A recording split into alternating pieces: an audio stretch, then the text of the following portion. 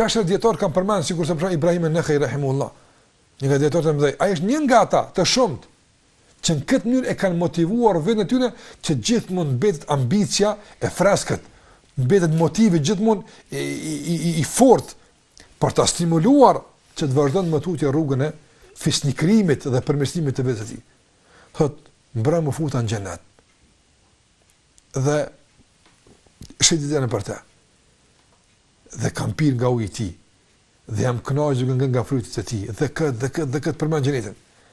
Apo dhe pastaj i thash vetes ime, o vetja ime, e pse ti nuk punon që ti jesh këtu? Ki arsyet mjaftueshme pse duhet më qenë sabah? Mjaftueshme, nuk është kjo? Ki arsyet mjaftueshme pse duhet të jesh i mirë? Pse duhet ta bësh këtë nga ato se si të keq që kemi përmendur më tani? Xheneti është afër.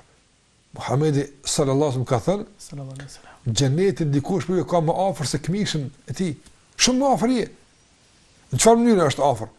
Po ajo që na ndan mes neve dhe xhenetit është thjesht një tejkalim nga kjo botë që bëhet shumë shpejt.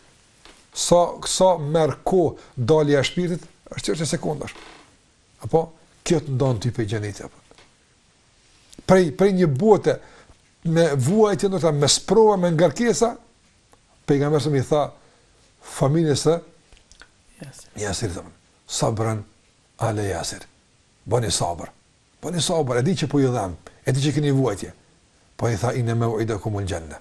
Premtimi për ju është xheneti apo. Nuk u dorzuan. E mjaftueshme është. E mjaftueshme është.